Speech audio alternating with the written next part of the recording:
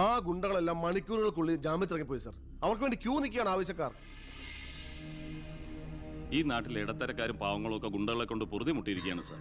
കഴിഞ്ഞ കുറേ വർഷങ്ങളായി ഇവിടെ നടന്ന 90% കൊലപാതകങ്ങൾക്കും ആത്മഹത്യകൾക്കും പിന്നിൽ ഗുണ്ടകളും അവർക്ക് പുറകിലുള്ള തൽപര കക്ഷികളുമാണെന്ന് നിസ്സംശയം പറയാം സർ. കഴിഞ്ഞ 5 വർഷത്തിനുള്ളിൽ ഇവിടെ ഉണ്ടായിട്ടുള്ള സർവ്വ ഗുണ്ടാ വിളയാട്ടങ്ങളുടെയും അക്രമങ്ങളുടെയും സത്യസന്ധമായ കേസ് ഹിസ്റ്ററി എനിക്കുടനെ വേണം, വിത്ത് ഇമ്മീഡിയറ്റ് എഫക്ട്.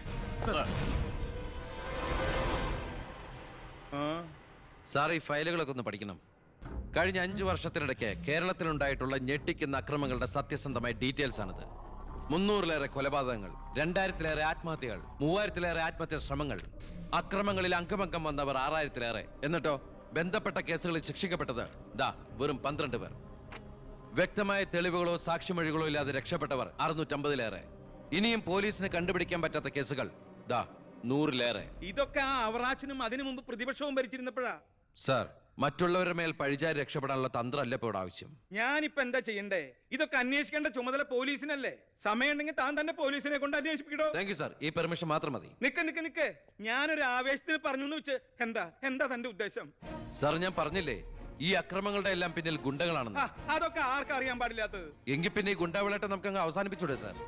ഈ നാട് നന്നാവണമെങ്കിൽ, ജനങ്ങൾക്ക് പേടി കൂടാതെ ജീവിക്കണമെങ്കിൽ കേരളത്തിൽ അടിയന്തരമായി ഗുണ്ട ആക്ട് നടപ്പാക്കിയേ പറ്റൂ. അതെ സാർ, നമ്മുടെ അയൽ സംസ്ഥാനത്തെ മുഖ്യമന്ത്രി ആക്ട് നടപ്പാക്കിയില്ലേ? എടോ, അവരൊരു സ്ത്രീയാ, അവർക്ക് എന്തു ആകാം. അവരെ തൊട്ടാൽ പീഡനം, സ്ത്രീ പീഡനം. എന്നെ തട്ടിയാ എന്റെ കുടുംബത്തിന് പോയി. സാർ, സാറിന് ഒരു പോറൽ പോലും സംഭവിക്കില്ല. ഇതിപ്പോ പോറലല്ലോ, ഓട്ടയല്ലേ വീഴാൻ പോണത്. ഓട്ട ഈ വെടിയുണ്ടിയും കത്തിയൊക്കെ കയറുമ്പോണ്ടാവണം ഓട്ട. സാർ, ഞാൻ പറയുന്ന താൻ എന്ത് പറഞ്ഞാലും ഞാൻ സമ്മതിക്കില്ല. ഇതൊക്കെ തനിക്ക് മുൻപരിചയം ഇല്ലാത്തോണ്ട് തോന്നുന്നു മണ്ടത്തരാ. എങ്കിൽ പിന്നെ സാർ ഒരു കാര്യം ചെയ്യും, മുൻപരിച്ചുള്ള ആരെങ്കിലും വെച്ച സാർ അങ്ങോട്ട് ഭരിച്ചോ. ഞാൻ രാജിവെക്കാൻ പോവാ. നീ എനിക്ക് ഹാർട്ട് അറ്റാക്ക് ഉണ്ടാക്കുന്ന വർത്താനം പറയരുത്. നീ രാജിവെച്ച് പോയാ എന്റെ മന്ത്രിസഭ മൂക്കൂത്തി വീഴില്ലേ? എങ്കിൽ എന്റെ വഴിക്ക് വരേണ്ടി വരും. നീ പറയണേല് കാര്യമുണ്ടെന്ന് എനിക്കറിയാം, പക്ഷെ നിനക്കൊരു കാര്യം അറിയില്ല. ഇവിടുത്തെ എല്ലാ രാഷ്ട്രീയ പാർട്ടികളുടെയും നിത്യോപയോഗ സാധനങ്ങളിൽ ഒന്നാണ് ഈ ഗുണ്ടകൾ. അതുകൊണ്ട് ഭരണകക്ഷിയും പ്രതിപക്ഷവും ഇതിന് സമ്മതിക്കില്ല. ഈ ബില്ല് നിയമസഭയിൽ പാസ്സാവൂല. അറിയാം സാർ, ആദ്യം നമുക്ക് മന്ത്രിസഭ കൂടി തീരുമാനിക്കാം. ഗവർണറെ കൊണ്ട് സ്പെഷ്യൽ ഓർഡിനൻസ് പുറപ്പെടുവിച്ച് ഈ ഗുണ്ട ആക്ട് നടപ്പിലാക്കാം. എന്നിട്ട് 6 മാസത്തിനുള്ളിൽ നമുക്ക് നിയമസഭയിൽ പാസ്സാക്കിയെടുത്താൽ മതി. ആ 6 മാസം മതി എനിക്ക് കേരളത്തിലെ സർവ്വ ഗുണ്ടായുസം തുടച്ചു നീക്കാൻ. Thank you sir. എനിക്ക് വേണം.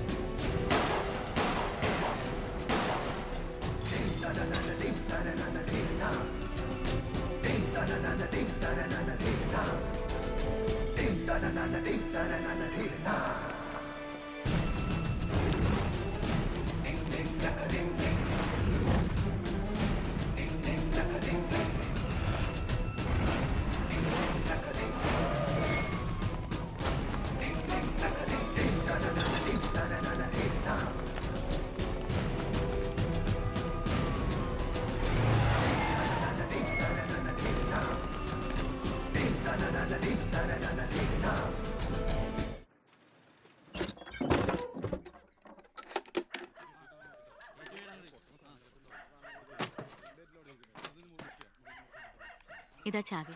എന്നാ ഞങ്ങൾ ഇറങ്ങട്ടെ. ഓ ആയിക്കോട്ടെ. ഈ നാട്ടിലേക്ക് വരുമ്പോ മനസ്സ് നിറയെ സന്തോഷായിരുന്നു. ഇപ്പൊ ഇവിടുന്ന് പോകുമ്പോ എന്റെ നെഞ്ചു നീറ. എന്റെ മോൾക്ക് വന്ന മഹാഭാഗ്യം ഞാനായിട്ട് തട്ടിത്തെറിപ്പിച്ചല്ലോ എന്നോർക്കുമ്പോ ഇന്നിപ്പോ മഹാറാണിയെ പോലെ കഴിയേണ്ട നീ 100 വട്ടം ശപിച്ചിട്ടുണ്ടാവില്ലേ ഈ അമ്മേ? ഇല്ല അമ്മേ, അർഹിക്കാത്തത് ആഗ്രഹിക്കരുതെന്ന് കുഞ്ഞുനാളോട്ട് എന്റെ അമ്മയല്ലേ എന്നെ പഠിപ്പിച്ചത്. അമ്മ കേറ്.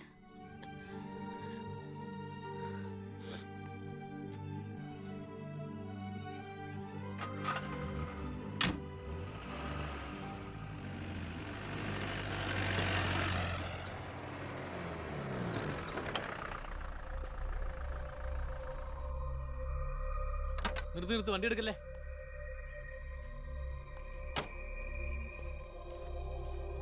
എന്താ പെട്ടെന്ന് ഇങ്ങനെ ഒരു തീരുമാനം? സ്കൂളിൽ ടെമ്പററി പോസ്റ്റ് ആയിരുന്നല്ലോ, അത് കഴിഞ്ഞു. ഇനിയിപ്പോ ആരാ ഉള്ള ഇവിടെ? ഞങ്ങൾ പോവാൻ നാട്ടിലേക്ക്. ഞാൻ ആ പഴയ പോസ്റ്റ് പെർമനന്റ് ആക്കി തന്നാലോ?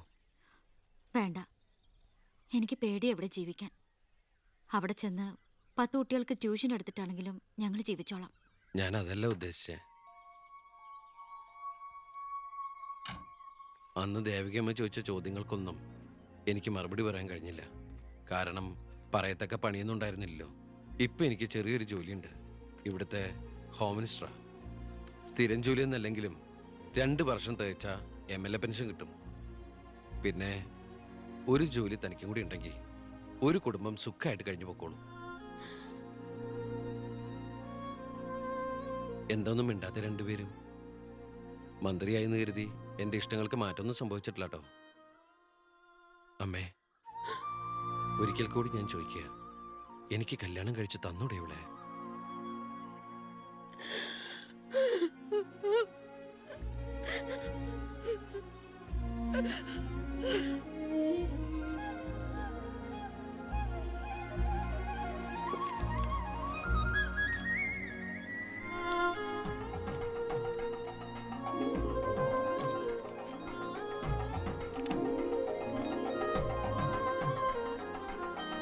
ആരാ സാക്ഷികൾ? ഒരു സാക്ഷിയുണ്ടേ, ഒന്ന് മറക്കേ സാറേ. ജോസഫ് വർക്കി, കുണ്ടാലി തെക്കേതിൽ, ചിറ്റാരിക്കര. ഈ ധന്യ മുഹൂർത്തത്തിന് സാക്ഷിയാകാൻ ഒരവസരം എനിക്ക് തരണം. ദാ ഇവിടെ. അങ്ങോട്ട് മാറി നിൽക്കണോ? മാറിയിക്കാൻ പറഞ്ഞപ്പോ ഓക്കെ. തട്ടിപ്പും വെട്ടിപ്പും ഒക്കെ നിർത്തി ഇനിയുള്ള കാലം ഒരു നല്ല മനുഷ്യനായിട്ട് ജീവിക്കണമെന്നാണ് എൻ്റെ ആഗ്രഹം. നല്ലതാ. മന്ത്രിയോടൊപ്പം നടന്നില്ലെങ്കിൽ വീട്ടിലും നാട്ടിലും ഒരു പട്ടിയുടെ വില പോലും എനിക്ക് കിട്ടില്ല. എന്നെ കൈവെടിയരുത്. ഞാനൊന്ന് ആലോചിക്കട്ടെ. എന്താ ഈ പത്രക്കാരും പോലീസുകാരും കാണിക്കുന്നത്?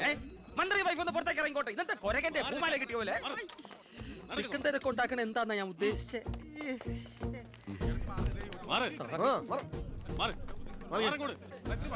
വഴി കൊടുക്ക്. ഈ പാവപ്പെട്ട പെൺകുട്ടിയെ വിവാഹം കഴിച്ചത് പഴയ ബാല്യക്കാരുടെ മകളോട് ബാല്യകാലത്തിൽ തോന്നിയ കടുത്ത പ്രേമം കൊണ്ട് തന്നെയാണോ? നാട്ടുകാർ മുഴുവൻ നോക്കി നിൽക്കെ ഒരു ഗുണ്ട പഴപ്പിച്ച ഈ പെണ്ണിന് ജീവിതം നൽകിയത് ജനസിമ്പതി നേടി പ്രശസ്തി പിടിച്ചു പറ്റാൻ വേണ്ടിയല്ലേ? വിട് സാറേ. ഹേയ്, പത്രക്കാരോട് ഇങ്ങനെയൊക്കെയാണോ? അതിനുള്ള മറുപടിയൊക്കെ ഞാൻ പറഞ്ഞോളാം. അനന്തുമാർ വാ. കളി എന്നോടോ? തന്നെ പോലുള്ള മഞ്ഞപ്പത്രക്കാർക്ക് എന്തു എഴുതി പിടിപ്പിക്കാം. സ്വന്തം കൂടപ്പിറപ്പുകളുടെ കിടപ്ര കഥകൾ വരെ. ആ സർക്കിൾ ഇൻസ്പെക്ടർ വിജയൻ സാറ് അവിടെ വെച്ച് അനന്തകുമാറിനിട്ട് 2 പൊട്ടിച്ചിരുന്നെങ്കിൽ നിങ്ങൾ പത്രക്കാരെ എഴുതി പിടിപ്പിക്കും ആഭ്യന്തരമന്ത്രി അധികാരം ദുർവിനിയോഗം ചെയ്തു എന്ന്. അതൊക്കെ ചീപ്പായി പോവില്ലേ? പക്ഷെ ഒരു ഭാര്യയെക്കുറിച്ച് പറയുമ്പോൾ ഭർത്താവ് കുറച്ച് ചീപ്പായാലും വലിയ കുഴപ്പമൊന്നുമില്ല അല്ലടാ അനന്തകുമാറെ. സാറൊന്നും കണ്ടിട്ടില്ല, അനന്തകുമാറൊന്നും കൊണ്ടിട്ടുമില്ല. താടി ഉള്ളതുകൊണ്ട് പാടറിയില്ല. കല്യാണം കഴിഞ്ഞ് വധുവരന്മാർ ഇങ്ങോട്ട് എഴുന്നള്ളുന്നുണ്ടെന്ന്. ഒരു കാര്യം ഞാൻ പറഞ്ഞേക്കാം, അവരെ ഈ പടി കയറ്റിയ ആ നിമിഷം ഞങ്ങൾ ഈ പടി ഇറങ്ങും. അതിലൊരു മാറ്റവും ഇല്ല. അമ്മേ, എത്തി.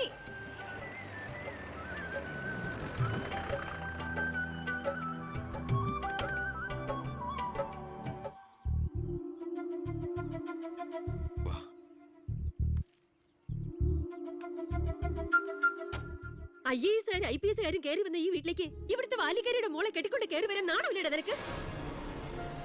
ഈ കെട്ടിലമ്മേ മന്ത്രിമന്ദിരത്തിലേക്ക് കെട്ടി എഴുന്നള്ളിക്കാൻ വരുന്നില്ലേ? അതെ, അത് തന്നെയാണ് ഉദ്ദേശം. ആഭ്യന്തരമന്ത്രിയുടെ ഭാര്യ മന്ത്രിമന്ദിരത്തിൽ തന്നെയാ താമസിക്കേണ്ടത്. അല്ലാതെ അച്ചുവീട്ടിൽ അട്ടിപ്പേറ് കിടക്കുന്ന ഭർത്താക്കന്മാരുള്ള സ്ഥലത്ത് ഞങ്ങൾ താമസിക്കുമെന്ന് കരുതിയോ? ഇപ്പൊ ഞങ്ങളിവിടെ വന്നത് എന്നെ സ്നേഹിക്കുന്ന എന്റെ അമ്മയുടെ അനുഗ്രഹം വാങ്ങിക്കാനാ. വാ മോളെ, വലതുകാല് വെച്ച് ഐശ്വര്യമായിട്ട് കയറി വാ. ആ പടി ഔട്ടി പോരുത്.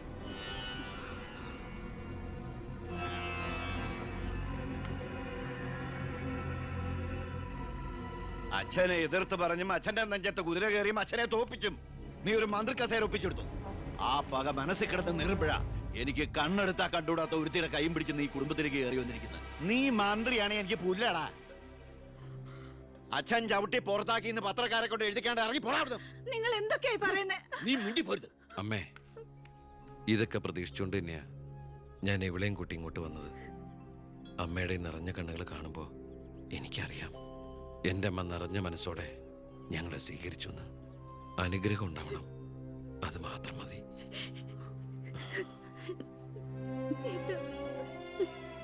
വാ.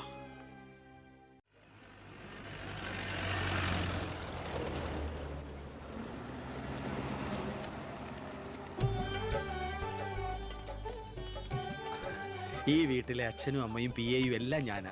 ഐശ്വര്യമായിട്ട് വലത് കാലം വെച്ചകത്ത് കയറിക്കേ. മാറി നിൽക്കണോ?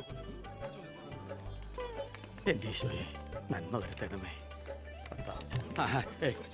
ഇനിയെങ്കിലും അവരെ അവരുടെ മാത്രം ലോകത്തിലേക്ക് വിട്ടുകൂടെ? മന്ത്രിക്കുമില്ലേ ഫസ്റ്റ് നൈറ്റ് റൊമാൻസും ഒക്കെ? പ്ലീസ് എല്ലാവരും ഒന്ന് പുറത്തേക്ക് ഇറങ്ങും. പ്ലീസ് പ്ലീസ് പറയുന്ന കേൾക്കൂ പ്ലീസ്.